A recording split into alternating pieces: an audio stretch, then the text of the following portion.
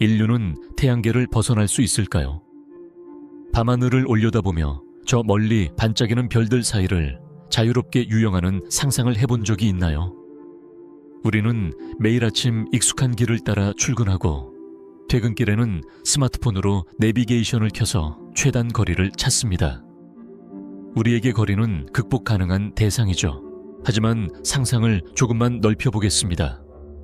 만약 여러분이 오늘 아침 집을 나선 이유가 옆 동네가 아니라 지구에서 가장 가까운 이웃별인 프록시마 켄타우리로 가기 위해서라면 상황은 완전히 달라집니다.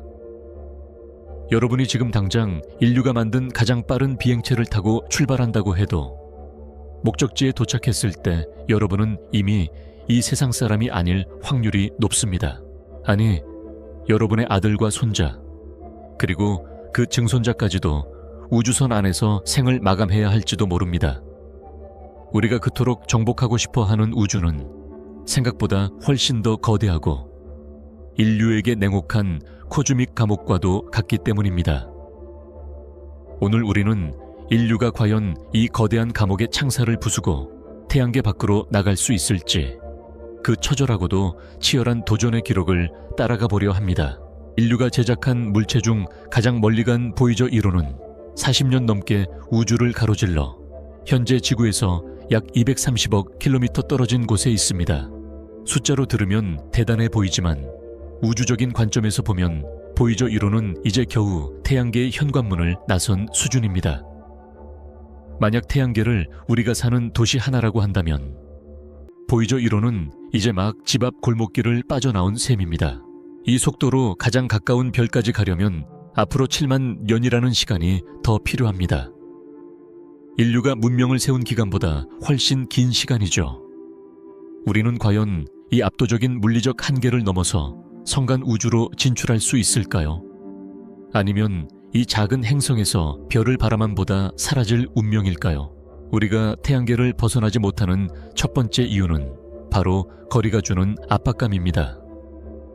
많은 분이 명왕성을 태양계의 끝이라고 생각합니다. 하지만 사실 명왕성은 태양계의 본게임이 시작되는 입구에 불과합니다.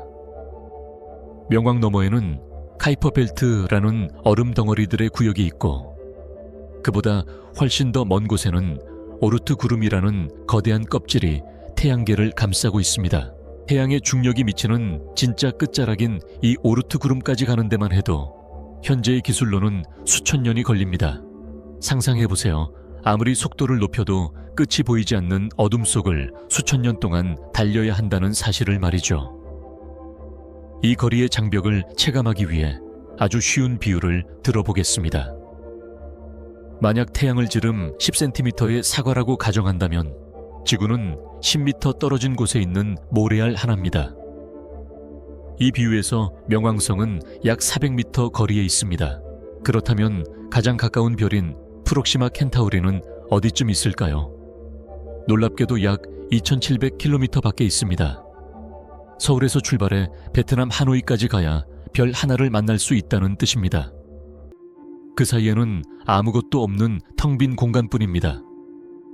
단순히 멀다는 말로는 표현이 부족한 그야말로 압도적인 고립입니다. 이 막막한 거리를 극복하려면 우리는 지금까지와는 전혀 다른 추진력을 가져야 합니다. 여기서 두 번째 장벽인 에너지의 장벽이 등장합니다. 우리가 사용하는 로켓은 기본적으로 화학 로켓입니다. 연료를 태워서 그 반작용으로 앞으로 나가는 방식이죠. 그런데 여기에는 치명적인 역설이 숨어 있습니다. 우주선을 더 빨리 보내기 위해 연료를 많이 실으면 우주선이 무거워져서 그 연료를 밀어 올리기 위해 더 많은 연료가 필요해집니다. 이를 로켓 방정식의 저주라고 부릅니다.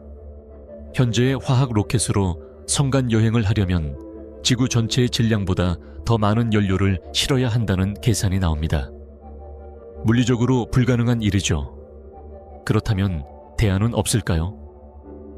과학자들은 핵 분열을 이용한 로켓을 연구하고 있습니다. 우주선 뒤편에서 작은 핵폭탄을 터뜨려 그 충격파로 나아가는 방식입니다. 비유하자면 돛담배 뒤에서 수류탄을 계속 던져 배를 미는 것과 비슷합니다. 위험해 보이지만 효율은 화학 로켓보다 수십 배 높습니다. 또한 전기를 이용해 입자를 초고속으로 내뿜는 이온 엔진도 이미 실용화 단계에 있습니다. 하지만 이 역시 광속에 도달하기엔 턱없이 부족합니다. 여러분이 만약 이 에너지 문제를 해결하고 엄청난 속도를 냈다고 가정해 봅시다. 이제 안전할까요? 안타깝게도 세 번째 장벽인 생물학적 장벽이 여러분을 기다리고 있습니다. 우주는 텅 비어 있는 것처럼 보이지만 사실 치명적인 우주 방사선이라는 보이지 않는 총알들로 가득 차 있습니다. 이 입자들은 여러분의 피부를 뚫고 들어가 세포 속 DNA 사슬을 마치 가위로 자르듯 끊어버립니다. 네 번째 장벽은 더욱 잔인합니다. 바로 시간입니다. 아무리 빨리 달려도 빛의 속도를 넘을 수 없다는 아인슈타인의 상대성 이론은 우리에게 선명한 한계선을 그어버렸습니다. 빛의 속도로 가도 가장 가까운 별까지 4년이 넘게 걸리는데 현재 인류가 도달할 수 있는 현실적인 속도로는 수백 년에서 수천 년이 걸립니다. 이 문제를 해결하기 위해 제시된 아이디어가 바로 세대 우주선입니다. 우주선 내부를 하나의 거대한 생태계로 만들어 그 안에서 사람들이 결혼하고 아이를 낳으며 대를 이어 여행하는 것입니다. 출발하는 사람은 할아버지지만 도착하는 사람은 그 증손자의 손자가 되는 시기죠. 하지만 상상해보세요. 태어나서 죽을 때까지 차가운 금속벽으로 둘러싸인 우주선 안에서만 살아야 하는 아이들의 심정을 말이죠. 그들에게 지구는 그저 데이터 속의 전설일 뿐일 겁니다. 그들이 목적지에 도착했을 때 과연 원래의 인물을 기억이나 할까요? 아니면 우주선 안에서 새로운 종교나 사회체계를 만들어 인류의 본래 목적을 잊어버리지는 않을까요? 이 심리적, 윤리적 문제는 기술적인 문제보다 훨씬 더 해결하기 어려울지도 모릅니다. 물론 인류는 포기하지 않습니다. 다섯 번째로 우리가 주목해야 할 부분은 바로 혁신의 장벽을 넘으려는 시도들입니다. 최근 가장 각광받는 프로젝트 중 하나는 브렉스루 스타샷입니다. 인간이 직접 타는 거대한 우주선 대신 우표 크기만 한 아주 작은 나노 우주선을 수천 개 띄우는 방식입니다. 이 작은 우주선에 초박막 돛을 달고 지구에서 아주 강력한 레이저를 쏘아 빛의 압력으로 밀어내는 것이죠. 이렇게 하면 광속의 20%까지 속도를 높일 수 있습니다.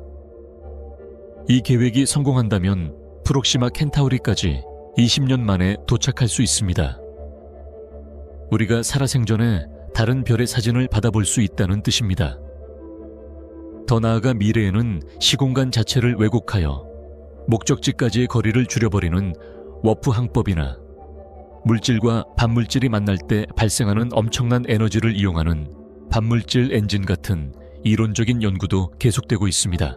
지금은 공상과학 영화 속 이야기처럼 들리겠지만 100년 전 사람들에게 지금의 스마트폰이 마법처럼 보였을 것을 생각하면 언젠가 인류가 우주의 지름길을 찾아낼 가능성을 완전히 배제할 수는 없습니다. 그렇다면 여기서 질문을 하나 던져보겠습니다. 여러분은 왜 우리가 그토록 태양계를 벗어나고 싶어 한다고 생각하시나요? 단순히 새로운 자원을 찾기 위해서일까요? 아니면 멸종의 위협으로부터 도망치기 위해서일까요? 어쩌면 우리의 본능 속에는 저 너머에 무엇이 있을까라는 근원적인 호기심이 새겨져 있는지도 모릅니다. 인류가 태양계를 완전히 벗어나는 날, 그 여정은 고통스럽고 외롭겠지만 우리는 결국 길을 찾아낼 것입니다. 늘 그랬듯이 말입니다. 오늘 우리는 인류가 태양계를 벗어나기 위해 넘어야 할 거대한 산들을 하나씩 살펴보았습니다. 오늘의 이야기가 여러분의 상상력에 작은 불씨가 되었나요? 인류의 성간 여행은 과연 실현 가능한 꿈일까요? 아니면 영원히 도달할 수 없는 신기루일까요? 오늘도 끝까지 함께해 주셔서 감사합니다. 재미있게 보셨다면 구독과 좋아요 부탁드립니다. 상상 한 스푼이었습니다.